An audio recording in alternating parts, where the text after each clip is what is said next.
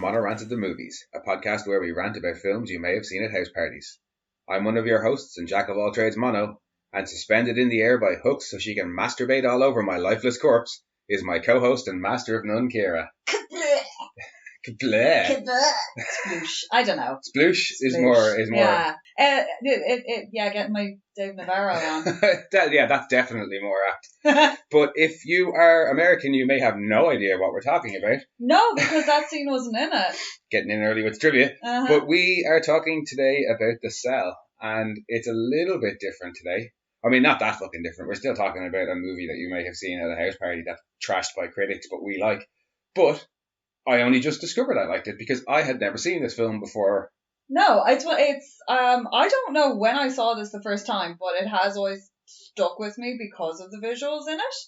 And actually just trying to find the fucking thing proved to be a bit of an ordeal. Yeah, we mentioned that last week that we weren't sure which we'd be doing. Yeah, no, I managed arrived. to track down a region appropriate copy, finally. Yeah.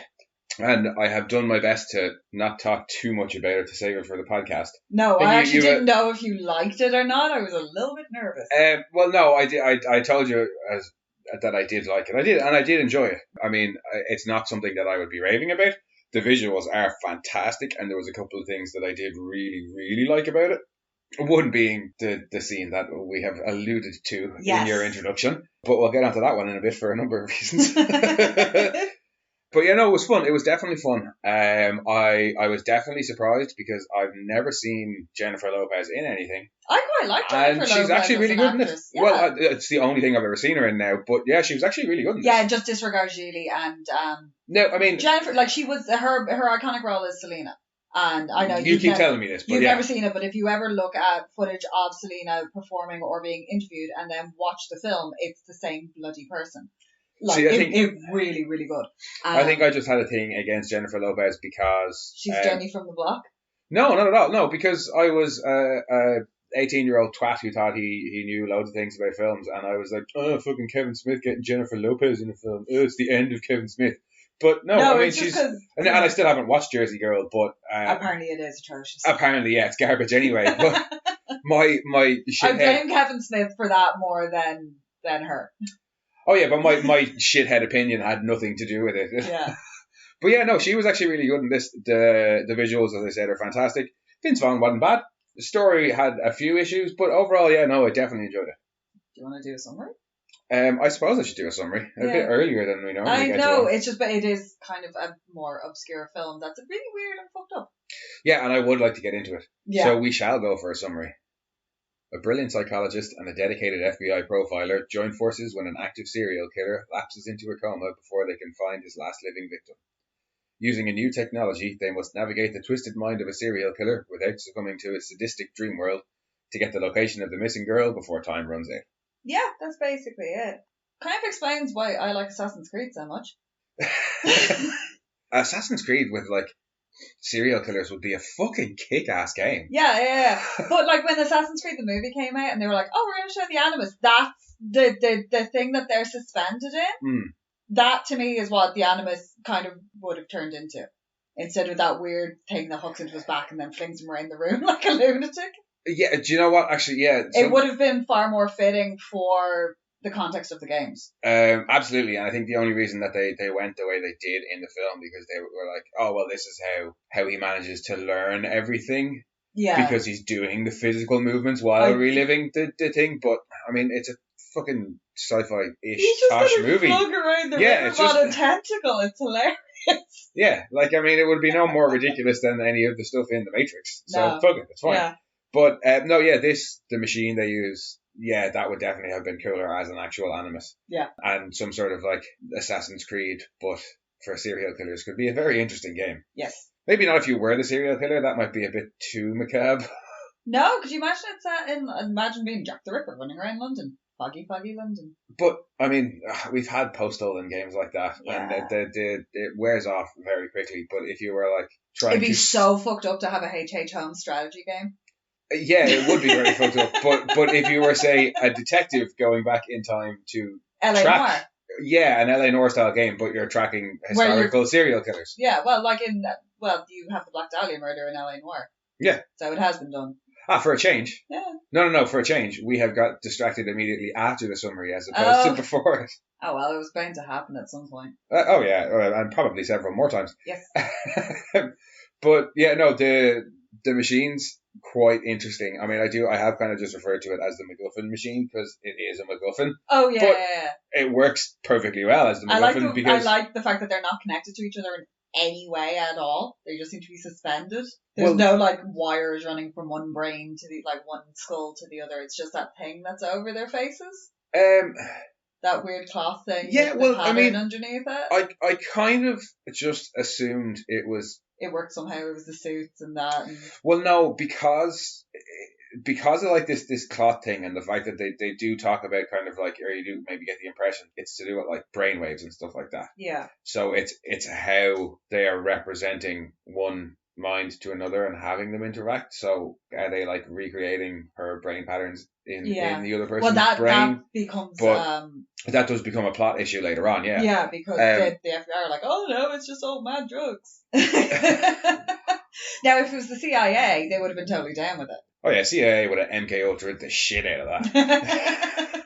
But no, I thought it was a pretty cool machine. It was a pretty cool concept. They left it vague enough. Yeah. And they had it look technological enough that I was like, yeah, that's cool. It's a MacGuffin machine. I'm fine with that. and the guy who ran it, I've just referred to him as the MacGuffin man. Do you know the MacGuffin man? Do you know the MacGuffin man? The MacGuffin man. I can't even remember what his name is. He was Henry, and the only note I have for him is that he takes his MacGuffining seriously. He does. Yeah, because there's a whole lot of who the fuck are you people in this movie? Yeah, you don't really care. You're basically following. There's three characters that you care about. There's the Jennifer Lopez character, Catherine. She's a child psychologist. She's working in this experimental facility with a kid who is in a coma. I'm not too sure exactly what's going on with him. His name is Edward. It's a bit vague. Yeah, they draw parallels between him and the serial killer, but I'm not sure if he's supposed to have the exact same made-up condition or if it's just supposed to be similar. Either way, he's a deeply disturbed child who's like completely locked in, and she goes into his brain to help kind of him work it through his issues. And the opening of the film is set in Edward's dreamscape, essentially. Yeah, I think he is supposed to have the same thing as Carol, the serial killer. No, because kind of schizophrenia anyway. Well, the made up type that he has in this, it's that you end up lapsing into a coma, but it's a purely psychologically induced coma that's caused by a traumatic incident. Yeah. And she, later on in the film, when she's talking to Vince Vaughn's character, she talks about how it's a type of schizophrenia. Doesn't he drown? Didn't he almost drown when they were sailing? And she always brings back up the sailing thing. Yeah, and they want him to go sailing again. But water is very much a repetitive theme subject throughout all of this. But when she's talking about the kid, she says that there's a part of his mind, she thinks that it's a part of his mind that's paralyzed as opposed to his body. So she thinks that if she reaches him in the dream, he can wake up out of the coma as opposed to any other type of medical coma that's normally like physical trauma induced. Yeah, no, where it's not about just switching the brain back on. Yeah. So I think he is supposed to have the exact same thing. I like his dreamscape. His dreamscape is really cool. The music in particular, when they use it, is very like ooh.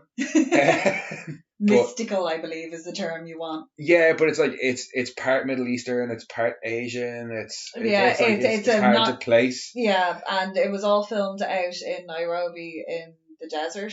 So you have these absolutely stunning flat plains with the trees, and then those towering sand dunes. Oh, and in that bit at the start when he talks about the boogeyman, Moki Moke or whatever he's called, the visual effects on his face distortion are fucking cool. Yeah. And it's really quick, and the way it's edited as well, you can tell that Tarzan Singh was a music video director. Oh yeah, especially that opening scene is very much music video-esque, but still really cool. There are a lot of nods to his own previous work and then other surrealist abstract artists the whole way throughout this. So that's fun too, if you like that sort of thing. Oh yeah, absolutely. But Catherine herself, well, while Jennifer Lopez is very good, none of the characters really are particularly deep. No, But they're just there to serve a function. yeah, Mostly. she's caring because she's a child psychologist, like, but she's mostly sensible in her decisions in the film compared to other horror film heroines, and she's definitely determined. Like, you get that a couple of times in terms of when she's talking about wanting to bring the kid into her mind.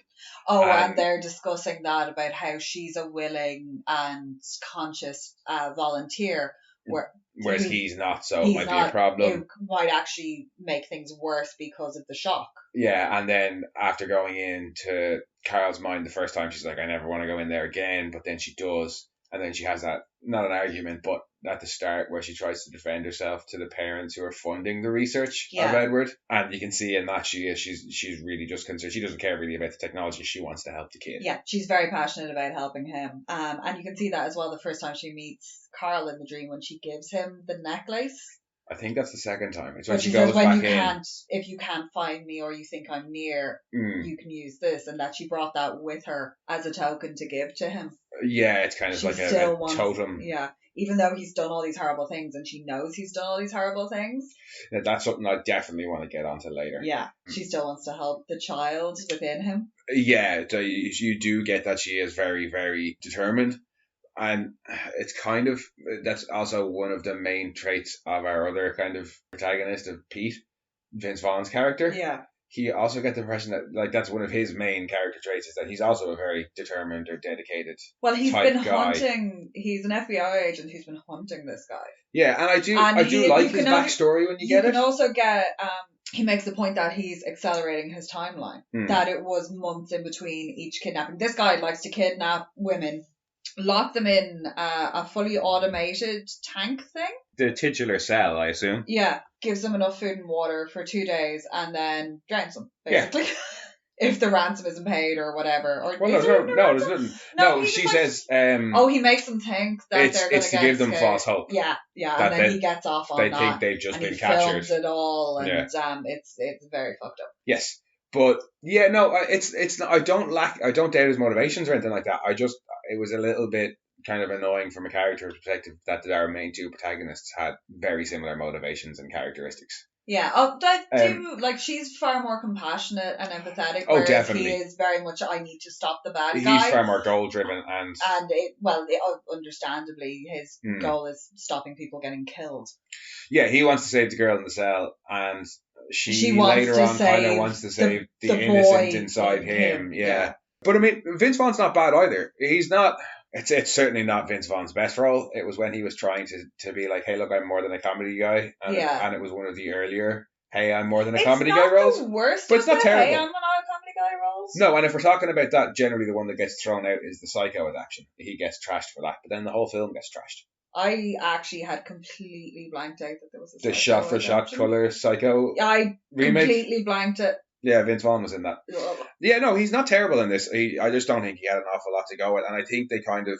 His introduction is fucking hilarious. Well, that's what I was going to say, is because his introduction is all like, there's 2 local sheriffs and like 2 FBI guys, and they're all having a chat about this body that's been found and the serial killer, and then they go down underneath the bridge to where the body is, and they continue their chat, and you see Vince Vaughn's character once above in the bridge. Yeah, but you don't even know who he is. Yeah, he's just like a guy in a suit. Yeah, he says nothing. You only see a shot from above. Then when they're down under the bridge a couple of seconds later, they continue their conversation. And as their conversation is kind of petering out, Vince Vaughn's character is standing on a rock in the river, and he just goes, is the water level always this low? And one of the cops is like, yeah, this time of year, it's kind of like that. And then he just starts barking orders at them, and it's like, who the fuck are you? And then all the people that he's talking to, all but one of them, fuck off for the rest of the film. Yeah, they all just kind of stay at the main crime scene at Carl's house, because that's the whole thing, is they actually do track him down. Yeah. And they find him face down on his floor in a coma. Yeah. And they're like, oh, shit. Because they know he has somebody. And that's what prompts this whole, we need to get into, find out some way of getting into his head. And they're talking to, when they go, I think it's the forensic examiner. Oh, the one where how they get the lead, they find the dog hair and all that. Yeah. Yeah, that is a forensic examiner, but I think that they know him, so maybe I think the killings are all supposed to be in the same area. It's not like this FBI guy has come in from somewhere far afield. No, well, considering the actual cell itself is in quite a fixed location, as is his workhouse and basement. Yeah. Like, he ain't moving too far. It's somewhere in the vicinity of Bakersfield, California. Yeah, they get the hint. They're like, oh shit, we need to find out where this girl is. Is there anything we can do to wake him up? And whoever they're speaking with, the doctor or whoever it is like, oh, I might know a place. And they then just immediately helicopter him there. Well, I do like that, actually, that they bring you, because up to that point, you've had your intro to Catherine and the technology, and then you have kind of your serial killer stuff with Vince Vaughn trying to track him down. And You've also had your introduction to Carl's process. Yeah, I'll get onto that. But they have the two sides meet really efficiently, because it is just that the line isn't even said. Vince Vaughn talks about how desperate they are, and is there any possible way? They know he has a set time frame. Yeah, they know he has a set time frame. So they have a ticking clock. But they know he's not dead. He's in a coma. And Vince Vaughn is like, is there any way we could get him out of this coma? Is there anything we can do? Like, this is how desperate we are. And the doctor is like, well, actually, now that you mention it. And then it cuts to him being helicoptered in. And it's like, that's fine. That's one of the best little bits of screenwriting in the film, I think, is because it's just so efficient. Yeah, it's like, and then they have to convince the doctors there. But that's it. We've seen one side. We've seen the other. We don't need to see any unnecessary bullshit phone calls. You want to do what? It's arranged. And then straight away we see the meeting of, here's what we want you to do. Here's why we want you to do it. Will you do it? And away we go with that whole side of the movie, which is the main side of it. Yeah. Where it gets really fun, because the stuff in the outside world is relevant for setting up why they're doing this, but the real beauty of this film is in the dreamscapes. Yeah, I'm going to be honest with you. I never particularly cared about the fate of the girl in the box who's still alive. No, couldn't have cared less. No, don't particularly care. Shitty way to die. But at least, like, if she dies, she doesn't have to suffer the indignity of what's happened to all of his previous victims. Oh, yeah, he likes to bathe them in bleach. Because, he definitely has issues. He's definitely got issues, and he's definitely willing to go a long way for sexual gratification. Yeah, it doesn't work without the horn. Not to kink shame, but fuck me, that's a bit extreme. Well, no, I think you can kink shame serial killers. I think that's acceptable, kink shaming. But yeah, again, not a particularly deep character, but then when you have a serial killer, how deep do you need to go? He's a serial killer, had a traumatic childhood, and now kills a bunch of people. And it's the performance that's particularly fun. I don't care about the character. Vincent D'Onofrio is fucking amazing. That's the main reason why I love this film. Everything that he does in this is incredible. Both in the real world and in his mindscape. Can I also just have a special mention for that terrible, terrible wig he wears? That is possibly one of the worst haircuts. I know Javier Bardem in No Country for Old Men comes in like a close second with that bowl cut, but that blonde penis head that he has going on, because that's all I could think of was like, well done, you're a foreskin. Yeah. Kind of fitting. But also the fact that man never looks the same in anything I ever see him in. No, he's a comedian. Even in this film, the differences between every single costume change, he looks like a new person. It's insane. Oh, it is. There's some consistencies between each of the different monster versions of them. There's certain aspects. There's a lot of religious iconography that carries through. Yeah, but anytime he's Carl the serial killer versus Carl the something else in the mindscape, and Carl totally the different. Kid as well. Well, that's a different actor. Yeah, it's a child actor. No, but like there is. But the performance is just amazing. He is so fucking creepy. I mean, it's helped by what you see him up to when you first meet him. Yeah, if you've watched the kind of stuff, the Netflix series with Penn Badgley, the scene on the stoop where he's watching her undressing across the way because she doesn't close her curtains. Yeah. Side note, close your fucking curtains. I will look in your windows. I can't help it. And he not to like stalk or murder you or anything. Have a look, like. No, yeah, that Dara O'Brien sketch rather than any stalkery shit. Yeah. You're watching something like. Yeah.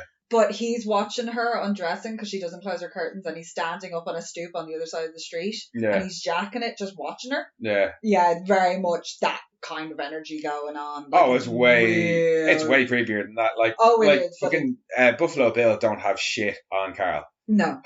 Carl is one twisted motherfucker.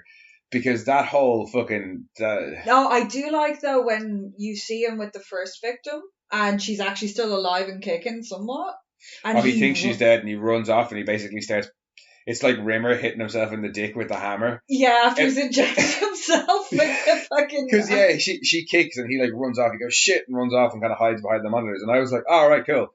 He doesn't want her to see his face. But then case he survives. But then he starts... No, it looks like he starts, like, hitting his dick, and it's like...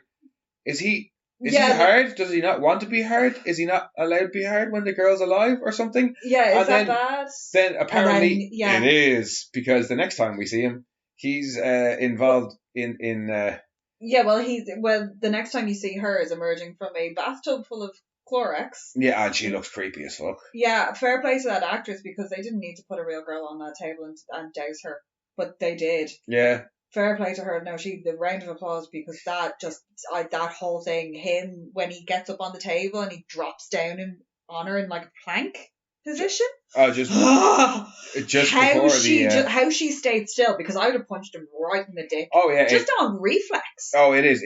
It's so incredibly creepy. Everything about it, because you're never sure.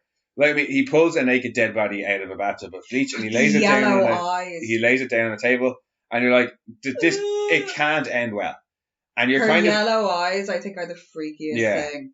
You're kind of expecting just straight up necrophilia. Or some Ed Gein shit. Yeah, and then there's all these chains attached. And this is the scene. He takes the shirt off first. Well, no, he hoses her down first and hides. He's got he lays her on like the mortuary table, and it's got all the spray heads over it. Yeah. And he like hoses her off, which, okay, yeah, she's covered in bleach. But he hides down below the level of the table. I'm like, dude, you're getting wet. What the fuck? That makes no sense. And then he watches a bit of her on the videotapes that he's as she's screaming and crying. And crying, yeah. And then... takes his shirt off and you get to see all the piercings. Yeah, and then it's very much like the Red Dragon reveal when he takes the shirt off and he's got the painting tattooed onto his back. But way worse. Because then there's the chains. Yeah, then he attaches himself to some chains and does like a plank over her. Seriously, how I would have nutted him. Again, incredibly creepy. But the worst is yet to come, because now it's time for the crank and wank. Don't call it that. Oh, I have a list. Oh, no. Would you like to hear my list? Oh, God, no. So, it's the old crank and wank, the old hoist and moist, the boost and juice, the lift and shift, the raise and sprays, the jack up and jack off. Oh, God. The upheave and touch D, the winch and drop ginch. That's reaching. The winch and drop ginch. Oh, ginch is apparently Canadian slang for Y-fronts. I had to look that one up. Okay. The elevate and masturbate. No. And the bear aloft and jerk it off. No. None of them did anything for you? No. The whole scene in particular is just really, really unsettling. Oh yeah, because if those names did nothing for you, he gets hoisted up into the air on chains, and then oh god, the sound of the skin stretching with the chains, and then he's going for it, and you can hear the skin like pulling and moving, and all the chains are going, and the screaming in the background, and it just the whole thing is. And there's no background music or anything like that. Like other movies that I've seen that have had like scenes like that would have had like some sort of dramatic score over it, but because there's nothing but the sound of skin and chains and this black and white VHS of her like struggling and screaming and crying. Yeah. And his grunts and the dog watching, because the dog has to watch. You know perfectly well it doesn't work without the dog watching. Yeah, Valentine, who's a very good boy and was actually called Tim. Yes, Valentine, played by the dog Tim. Oh, he's dead now. Yeah, so are all the ones from Homeward Bound. Well, I mean, any animal in a film that's over 15 or 20 years is probably safe to say it's dead now. It's probably dead. But yeah, I think it's probably one of the creepiest, most disturbing scenes I've watched. Yeah, but it's not gratuitous. It lingers. No, but it's not lingers like you don't. With you. When you're watching it, you don't get the feeling like this is just somebody's sick fantasy that they've. It's not like, you know, the way you kind of feel about some of like Tom Six's work or some like real horrible exploitation films. Almost reads like a serial killer's confession of what he did with somebody. Yeah, it's almost like a reenactment. It's got that kind of feeling to it. Yeah, it's definitely uncomfortable. Yeah, it's extremely uncomfortable. And was not in any version of any US release up until 2015 or 2016 when they snuck it on the Blu-ray release. But us Europeans over here, we're used to that twisted shit, apparently. Yeah, that's because we can separate, reality. But I mean, that's Carl. Do we need to talk any more about his character after the discussion of his? No, because Carl in the real world, you see that, and then you see him choosing his next victim, and then he has a seizure in the bathtub, and his house gets swatted, and he's just on the floor. Well, you see him getting the next victim, and then he has the seizure. He sets all that, and then he has the massive seizure and goes into the coma. So you don't really outside of that. That's all of that. After that, it's all inside his mind. Yeah. So you've got 3 different versions of Carl in there that are all interacting. So you've got the little kid who's his innocence. You actually get to interact with Carl himself. Yeah, well, I think that's supposed to be kind of like the Carl that's aware of what he's doing. Yeah. And like fully aware of it, like not enjoying it or anything, just talks about it frankly. Mm. And then you have Monster Carl. That whole conversation is incredibly interesting. Oh, it is. The one that's in the room with his first victim that looks unintentionally like Oriane is losing my religion. Yeah, because he made that. He made that. That whole conversation is so fascinating. And then you have the evil monster aspect, Carl. Yeah. The just hedonistic, tortured king, essentially, of she calls it a twisted world. It's like it's his own little twisted circus, or... Yeah, I think she calls it his twisted kingdom. Yeah. And he does very much present himself. The first time you see him, he's surrounded by all the purple. Yeah. That's an amazing shot. Oh, I've forgotten her name. I don't have it fucking written down anywhere because I've had no trouble remembering it over the last 4 or 5 days, but now I've forgotten. It's like, is it Icho? Anyway, she's the one who did the costumes for Dracula, and she's fucking amazing at her job. Eiko Ishioka. That's it. Ishioka. Japanese designer. Yeah, and Japanese fashion designer. If you've seen the Francis Ford Coppola Dracula, you have seen her work. It is absolutely stunning. Just go look it up anyway because it is beautiful. She also, I think she developed the bouncy fabric. I could be wrong on that one. A lot of her work calls back to traditional Japanese style clothing, and you get to see that a lot in this. Well, I think a lot of her work in films does call back to traditional Japanese style clothing, but she works with like all the stuff in Dracula, she worked in like medieval Hungarian stuff and all. She made them rebuild sets. Oh yeah, and all the stuff to accommodate. I could talk about her work in Dracula because she made them actually rebuild the sets and reblock scenes so that her work and the clothing would be showcased. And it's worth it. Yeah, in this, Jennifer Lopez expressed a desire to be comfortable, and she basically was told no, because your character is supposed to be uncomfortable. Yep. So your clothing should be uncomfortable and restrictive. Yeah, and this woman gives a shit about her job. Yeah, so everything... It shows. All of the fashion, all of the clothing inside of the dreamscapes is all her design, and it works so well because it's so beautiful and fantastical. But at the same time, she's managed to work in this very dark, twisted aspect to it. In particular, in a lot of the headpieces. Yeah. The collar and the face mask that Catherine wears ends up wearing. Yeah, and it just looks so uncomfortable. Yeah. It just, even the way it's attached, even though it hooks over the ears, it looks like it just digs in with 2 prongs on either side of the head. Yeah, no, and I think it's supposed to be. Yeah, everything is supposed to be, that she's in, is supposed to be very, very uncomfortable in his world. Whereas what he's in, he's very regal and gallant. Not gallant, but flamboyant or dark and brooding and menacing. Yeah. Except towards the end, the only time his costumes aren't really ridiculous is at the end when he goes into her mind. Oh, when he's the Judder Man. When he's basically the Judder Man, yeah. But even the cape that he wears, as he comes up through the pool and it's revealed into this scaled cape. Yeah. That in and of itself is so amazing, dramatic. But as soon as he steps out of the pool, the cape goes away and he doesn't have it anymore. He doesn't have the power. But the costumes the costumes are a highlight. Vincent D'Onofrio's performance is fucking unbelievable. It's a real highlight of the film as well. and we like our serial killers. Yeah. And we like our serial killer movies, and this is definitely one of the better portrayals. Hell, his wife wouldn't sleep with him for a number of weeks. He wasn't allowed to sleep in the same bed after she saw this. That's like, what was he? Yeah, your man used to play Father Jack.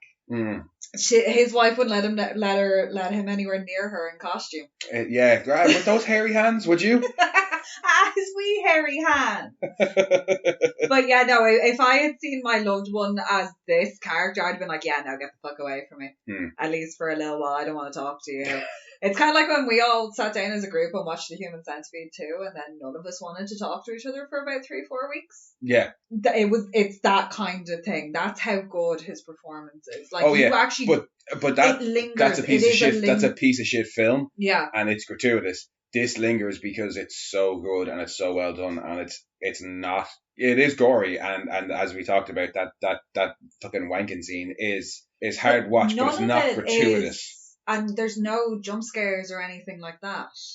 There's nothing that's like really your cliche horror or thriller that you would expect in this very alienating, frightening landscape. They could have gone for a lot more jump scares, in fairness, especially in the what I call the sideshow scene, where you see how he pictures all his previous victims in his mind. Yeah. And where they're all performing in their little boxes. Yeah, and that scene is so much better than any fucking jump scare, because you see enough of it, you see hints, but it never dwells on them for long enough for you to get you see the fear in the girls, though. Yeah. That's the one thing that you do see. Every girl is terrified and crying.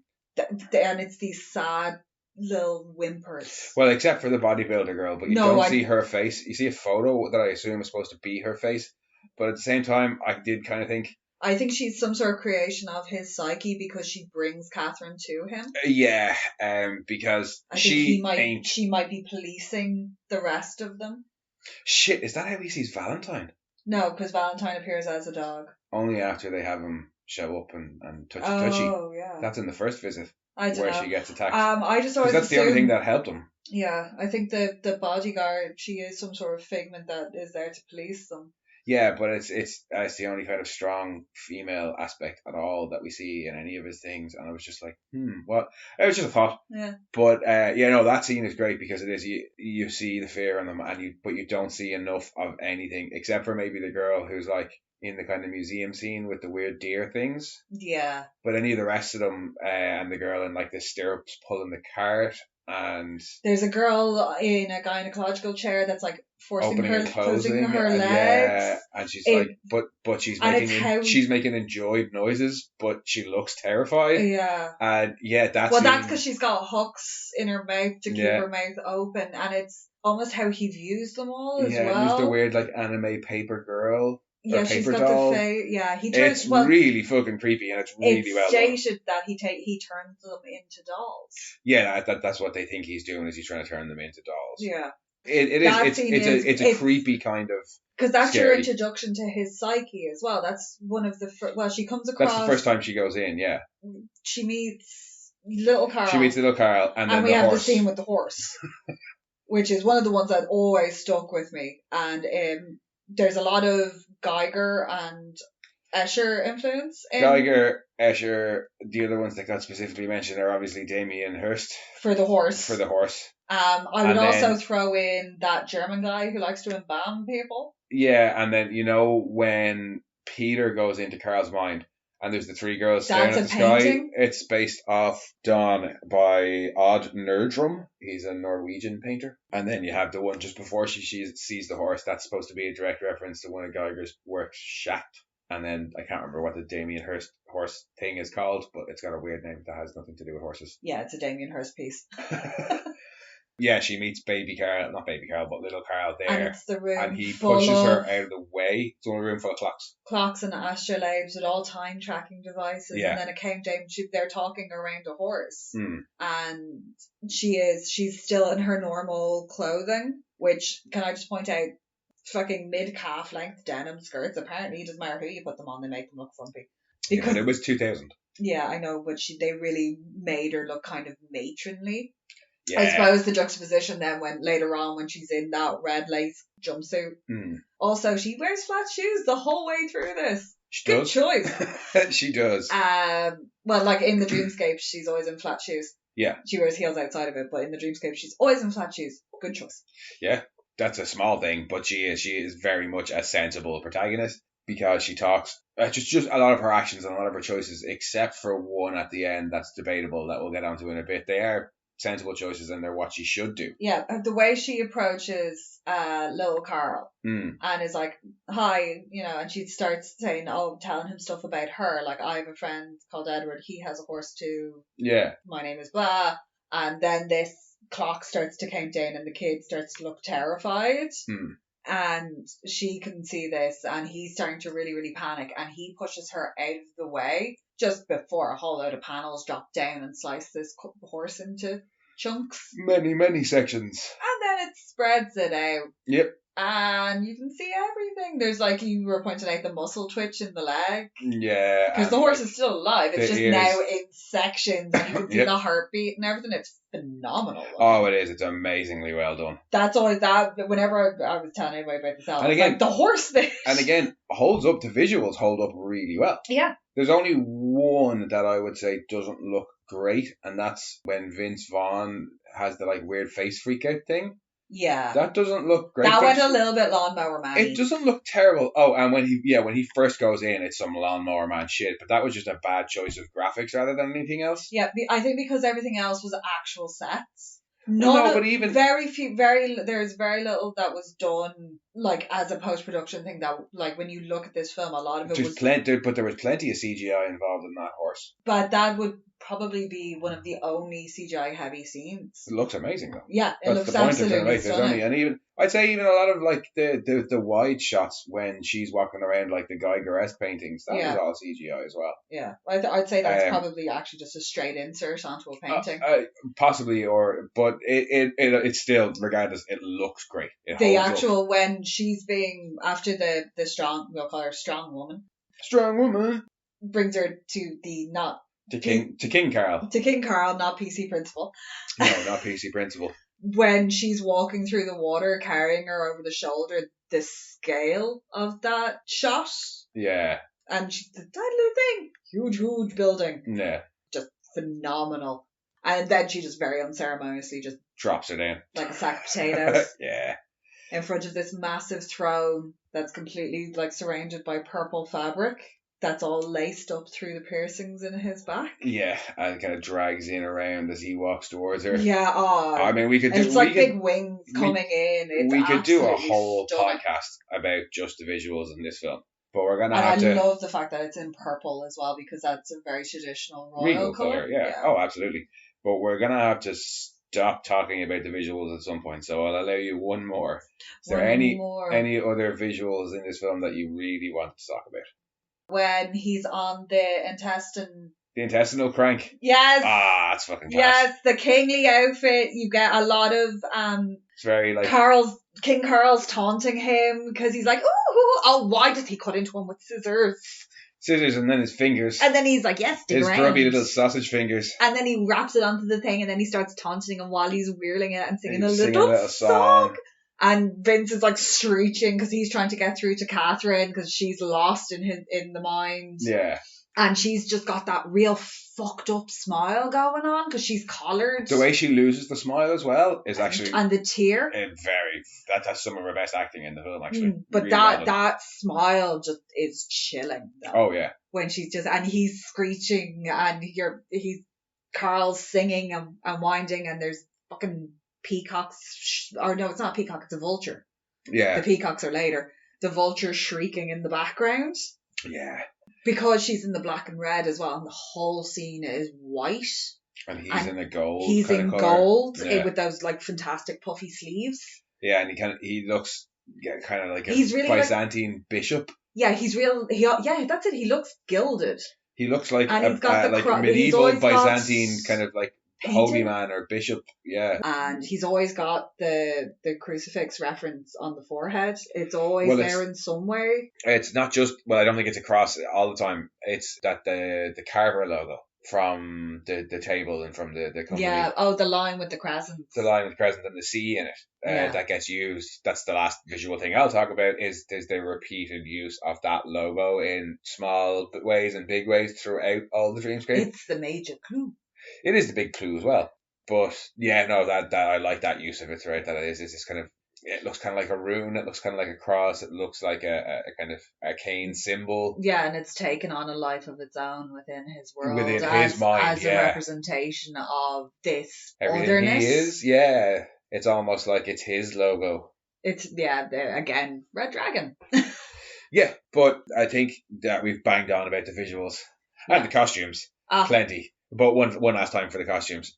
They're fucking great. I love his hair horns. The way the twisted down ones. That's great. Oh, they're fantastic.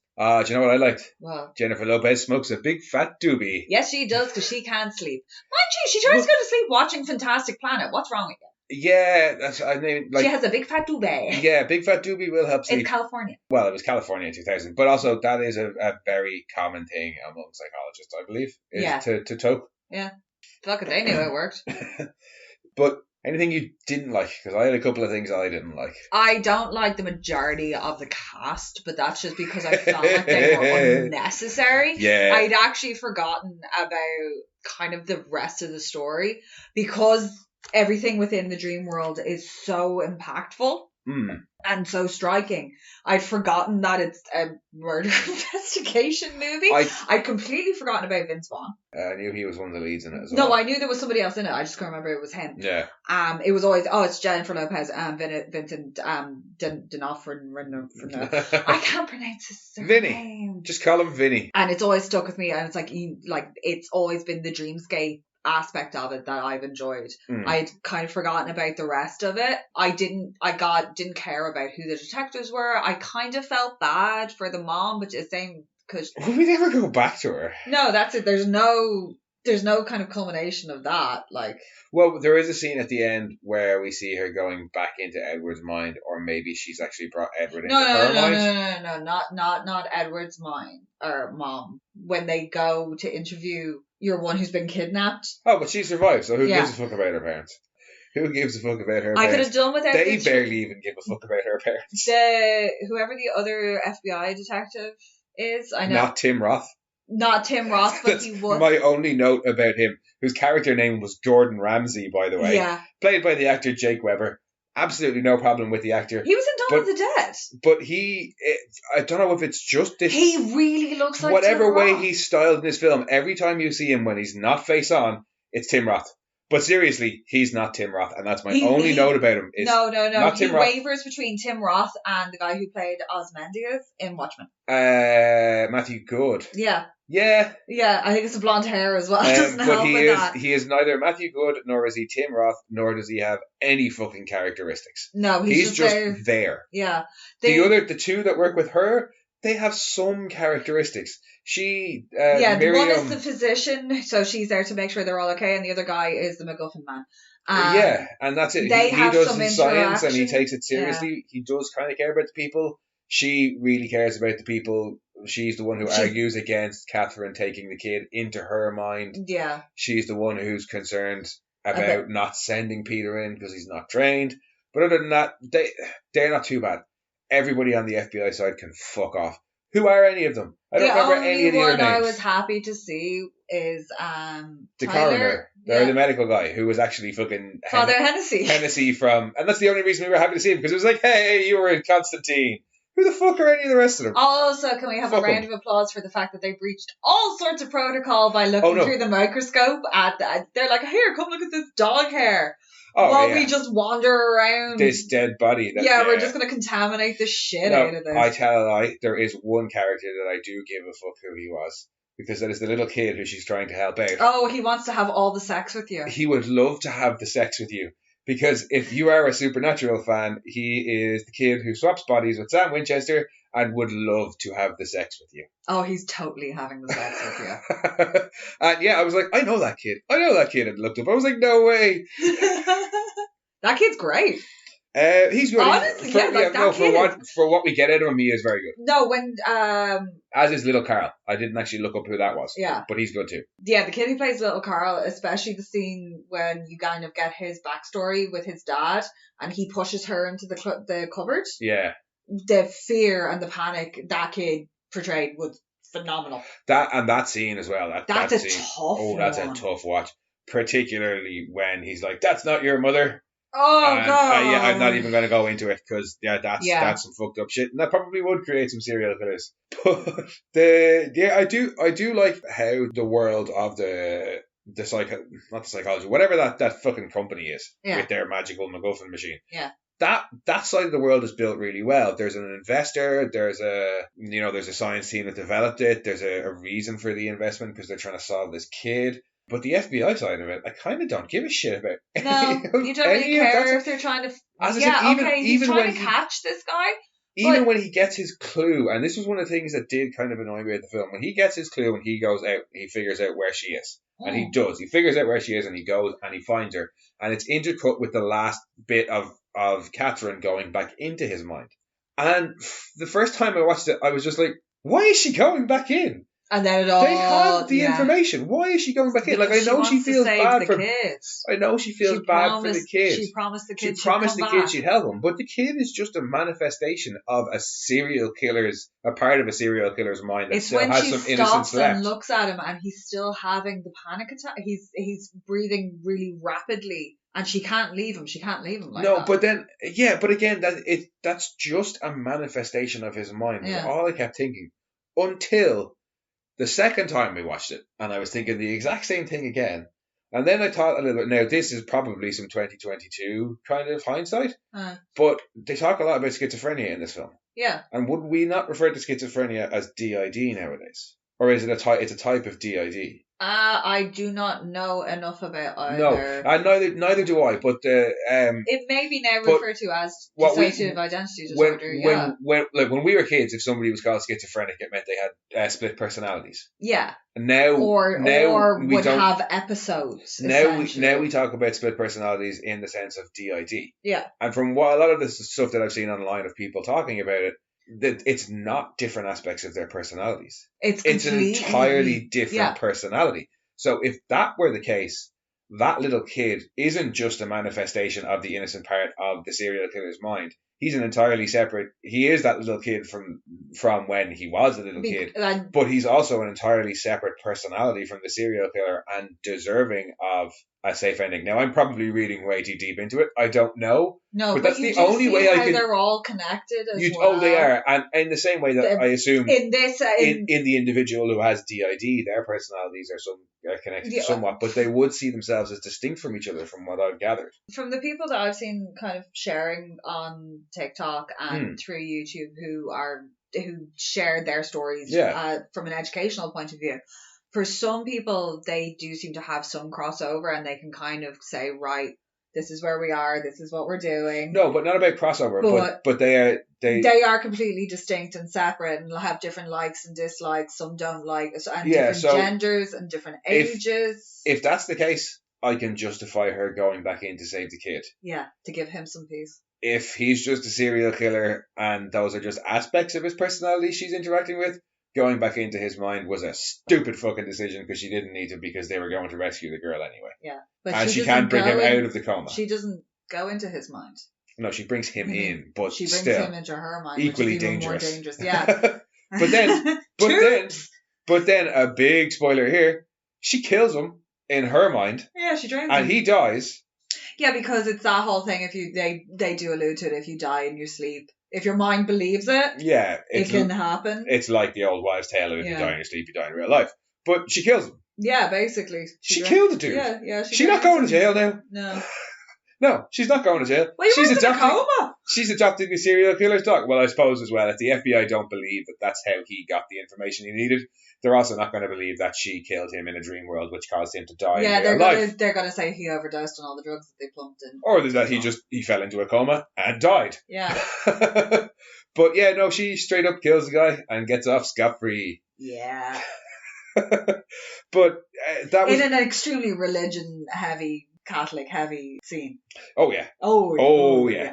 Very similar to you were saying the ending of Lords of Salem. Yeah, it struck me as being framed in a very similar manner and with a very similar kind of there's adoration. There's also just the staging of it, because there's a Virgin Mary figure in the background on a kind of grotto or hill thing. There's trees in the foreground in front of them that are a bit blurry, and that's very similar to how Lord of Salem ends. Yeah, only she's on the pile of bodies. She's on a pile of bodies, yeah. And but that's also she's a very satanic Hail that's Mary. also a very atypical adoration image. Oh yeah. You know, they're all kind of all set up that way. I do enjoy the fact that she was in red as opposed to blue, and then it's all very like garish neon lights around her as well. Yeah, I did enjoy that comes in that scene is beautiful. We're talking about visuals again. I know, but that's also I call that the Judderman scene. It is the Judderman scene. But there's a couple of other things that I have to talk about that I didn't like / I thought were silly. Yeah, that is a long way to go for one wank, but that's a different story. Actually, I only have one thing left on my list to bitch about. What? The investor dad. His whole thing about, when there's a risk of them getting shut down at the start. Yeah. The investor dad is like, well, the reason I'm not so sure that you're doing anything for my son is because I just have to take it on faith that you are actually going into his mind and helping him. And it's not just some hallucination of yours. You have no actual proof. And I'm like, motherfucker, proof is right there. Go in and talk to your son. Yeah. Because you can strap into the thing. You can strap into the thing. Yeah. Because we see Pete do it later on in the film. Yeah. No training, no nothing. You go in. Now, that might not necessarily prove to him that it's not still some kind of hallucination. But if they're both going inside the son's mind and they're both experiencing similar landscapes and stuff like that, that's surely closer to proof that he's got right now, which is just bitching about having no proof. Sorry. Yeah. No. that kind of annoyed me. Yeah, no, it is. It's a fair argument. Because he makes this whole thing of, I have no proof. I just have to take it on faith. And I'm like, no, you don't. You absolutely don't have to take it on faith. That was all the bitching that I wanted to do. Yeah. And I think I've mentioned all the things that I did really enjoy about it as well. Yeah, kind of everything that happens off the FBI side is kind of wank and doesn't need to be there. One last visual shot. What? The baptism scene. Oh my god, when that's amazing. When she first goes into his world and the camera comes up from underneath the water and then spins right the way over the top of this baptism scene and goes back under the water. It is beautiful. It is absolutely beautiful. When she's talking to him later, when he's talking about his first victim, and she asks him what the trauma was, and he says it's baptism. He talks about that scene. That's the very first thing she encounters is the moment of trauma. That kind of sets him off. That triggers it off. Well, certainly in the psychological bullshit condition that they've made up for the film that he has. Is a virus. But it's caused by a trauma, and then in childhood, and then you lapse into a coma if you have a similar trauma later on in life. Yeah, it's water is very much the reoccurring motif around here. Also, it's so starkly different to the beautiful baptism scenes in Oh Brother Where Art Thou that we watched last week, where it was peaceful and singing. And this was like traumatic. Yeah. And did very much have a look of Homelander holding Huey down under the water. Yep. Any other things you'd like to talk about? Also, speaking of A Brother Where Art Thou, Edward's mom is... is one of the sirens from last week. Yes, that's right. Who's also in Stargate. You said Evander. Yes. Yes, she plays one of Teal'c's ex-beaux. The one who's convinced herself she can talk to her symbiote. Yep. Stargate reference in there before the end of the episode. Yep. And speaking of the end of the episode, is there anything else you'd like to talk about before we wrap up? No. This is well worth a watch, though. Definitely. Like I said, story side of things, not great. Visuals, stunning. And do you know what else, actually? The visuals, the camera work as well, not just the way the shots are framed, but even how the camera work is done. Some of the movements of the camera really lend to this like dreamscape world. Yeah. And also the sound and the camera fuckery in this really, really lend to, and the way kind of they visualize time moving really lends to this feeling that you are in a dream world. Once again, Taran Singh did music videos. He did music videos.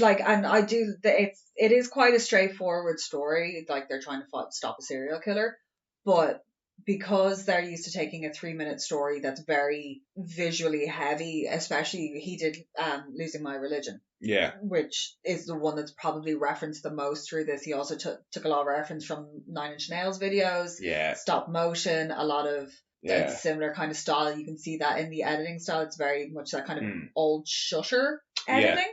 So the camera work and all of that kind of from those videos lends itself in this, and different areas that she moves into all have different themes and feel a feeling, and the way it's shot differs from scene to scene to suit the scene. Oh yeah. I also like the fact that none of it is spooky. Everything's really well lit. Even the gloomy, but the long Geiger corridor when she's hanging upside down. Even though that's supposed to be a dark and spooky, it's still quite bright, and you can see everything and appreciate all the detail within it. Like the big cavernous. Yeah, it's not like, say, there's a couple of things we've watched recently that are dark films, but are just too fucking dark for you to see everything that's going on. Pandorum. Music was by Howard Shore. Yes. I did not know that. I'm delighted. Pandorum was a bit like that, where it was too dark. AVP is too dark. AVP is way too dark. This isn't dark at all. A lot of this is actually, and it could have been, very light color palette. There's some neon going on. No more visuals. I know. It's just it's so hard not to talk about it, because it is.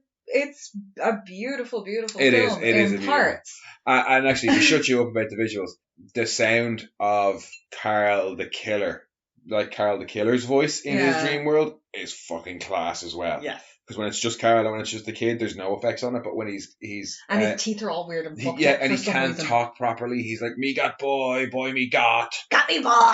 It's use proper sentences. And it's very primitive. Yeah, it's just like a complete regression back there to the murder, kill. Yeah, partly down to Vinny's performance again, and also partly down to the sound editing. But it's definitely a MonoRants type film. Oh yeah, absolutely it is. I really enjoyed it. Maybe not as much as. If you want to feel vaguely unsettled for a couple of days. Well, I mean that it is spooky season. It is spooky season. Well, we're coming into spooky season. We're coming into October specifically, and it's definitely a Halloweeny film. Yeah, no, that's not as bad as the reputation it has. No, it got panned by critics at the time, which is why I never watched it. But Roger Ebert, yes, he loved it. It was one of his top 10 films of 2000. The screenwriter, however, did not love it. No, he disowned it. Yeah, basically got cut to shit and was not. There were several redrafts, and it's not what he wrote. And he says he'd love to see a remake that was a little bit more considerate. And to be honest with you, so would I. Yeah. Like, if this film had a stronger script and narrative, it would be amazing. It would be 10 out of 10. It would be considered if the script matched the visuals. Yeah, no, and all of that side of things, because production and production design and costume and those set designers. Yeah. Fuck me. Like, and it's not even necessarily the story, because the bones of the story are fine. Yeah. It is the script, the dialogue's not terrible or anything, but it's just a bit basic, and the narrative's not amazing. But if they were upped a little bit and that bit more, it would definitely be considered along the lines of Silence of the Lambs and Seven, and it would be right up there with them. Yeah. It's that lets it down. Yeah, it kind of falls somewhere between Con Air and Seven. Yeah. Unless you read the back of the DVD where some dickhead called it 7 meets 7 for the post-7 generation. And somebody felt so proud of themselves. What a cunt wrote that. What a fucking cunt wrote that. Because 7 meets 7 is just the film 7. It's 14. And once... No. 7... Shut up. 7 meets 7 is just the film 7. In the sense of, it's when one thing meets another thing. If two of the exact same thing meet, it's just more of that thing. And in a post-7 world, once the film 7 has been released... That is actually... No, I'm not done ranting. Oh, okay. Once the film 7 has been released, we are always in a post-7 world. So 7 meets 7 in a post-7 world is just watching the film 7. I'm done. Okay, speaking of 7, the title sequence of 7. Yes. That very much, I could see that in this. The way that was edited together as well. Because and I mean... that's a beautiful opening sequence The film does draw on 7 and Silence of the Lambs. Like, it absolutely does. But it can stand on its own right. And it's just that if the script was that bit better, I think it would be considered far more of a classic. Yeah, no, I do. I have always had an appreciation for this film. And now I do too. Yeah. Yeah, no, I have to say I really enjoyed it, and thank you for badgering me into watching it. I've been on the hunt for this for fucking donkey's years. Yeah, you've talked about it for ages. And it's just one of those ones. It's so difficult to find as well for some weird reason. Like, because we scour all the secondhand and resale stores and all that. That's where we get most of our DVDs because you get some gems in them. So we'll go and we'll go to whatever town that has DVD stores and we'll buy DVDs and we'll hunt through racks of bullshit for hours. But for some reason, and it's not a moral thing, I'm not against pirating. I just can't be arsed going and trying to find a torrent of it. That's because we are the LimeWire generation, and there was a good chance it would have been really, really nasty porn or a virus. Well, also, all the hosts seem to change so fucking regularly. Like, I gave up when it was still Kick-Ass Torrents, because it went from, Kick-Ass Torrents to cat.ph to this, that. I like having the hard disk as well. Well, once I found it and I've downloaded it, it's okay. It's just trying to find it seems like a whole lot of fucking effort. No, I like having like all the special features and stuff like that as well. That too. Oh no, I'm absolutely a physical media person, but for something like that, where we've been talking about it for ages, you'd think I would have just gone. No, you couldn't find it. It wasn't on any streaming services. You couldn't get. I couldn't even find it to buy on you. Like the way you can buy to watch it on YouTube. The whole point I'm making is that I you could have pirated it.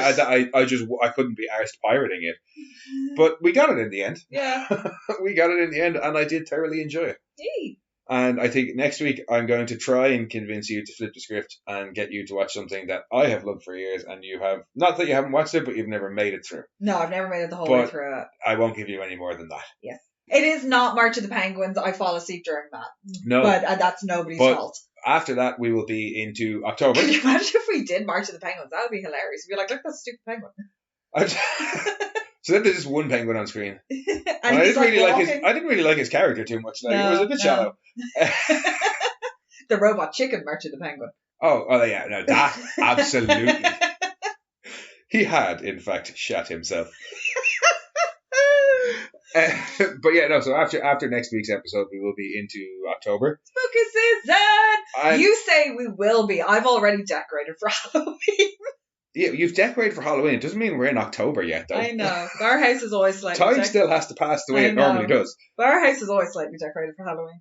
Yes, or as Planty calls it, the murder farm. Yeah. Yes. Yeah, so we kind of have a plan for once. We roughly know what we want to do because we're going to do spooky ass films for Halloween. Spooky movies. And I know that sounds vague and we could just be talking out of our asses, but we actually kind of have a plan. Yeah, it's amazing. Watch it fail. Well, that's why I never tell anybody what our plan is. No, because if I tell you what the plan is, A, we seem organised, and I don't like seeming organised, and B, then we can just pretend like we had it all along if we wing it, which we often do. Yes. But live life on the edge. Oh, you know it. Why did you have to say swinging it? Because now I have a horrible visual again that I could have done without. Oh, shall I read out the list again? No. Are you sure? Yes. The old elevate and masturbate. I can think about it. It's fucking. Oh God, no! Stop! I hate you. Ugh, get out of my brain. Right. I think I'll sign off. So, guys, thanks for joining us. If you made it past Ciara's intro, well done. Yeah. Especially if you haven't seen the film, and if you made it from Ciara's intro to this point, I mean, send us your address and I'll send you a MonoRants badge. In the meantime, thanks for joining us. We'll see you guys next week. And if you'd like, you can head back and listen to our previous Rambly Rants on 20-something odd movies, or you can head over to MonoRants The Boys and listen to our coverage of Amazon's superhero TV show The Boys, which we also love. Yeah. And if you want to come and find us on some of the socials, you can find us on the much used Twitter at RantsMono, on the never used Instagram at MonoRants Podcast, and on the never receiving emails _the_boys. Oh shit, yeah, MonoRants _the_boys. That's how much we don't use the Instagram. Please don't contact us on Instagram. Yeah, I'm sorry guys. Like, if you're on Instagram and you want us to do stuff, just send me abusive messages or come and find us on Twitter. And if you want to send us abusive messages, send them to monorantspodcast@gmail.com. We love hearing from you. Yeah. And we will mock you if you send us enough abuse. Just please, I mean, some 1-star reviews and stuff, like, because that's something we never do, is we never ask for people to like or share or rate or review us, which like nearly every other podcast does. And I mean, no, I'm just amazed people actually listen to us. If you want to do any of those things, do. We're just delighted that you listen. But if you want to make us really happy, leave us a 1-star review, but it has to be a written. You can't just leave us a 1-star and fuck off. Write about us and write us and tell us what you don't like. Yeah, please tell us how much you dislike us. Yeah, you bunch of cunts. Otherwise, we'll see you next week. Bye-bye. We are Science Fiction Remnant. This is the Funny Science Fiction Podcast. We are the Caribbean Science Fiction Network. We are MonoRants. We are One Accord Level 2 Podcast. This is Sci-Fi.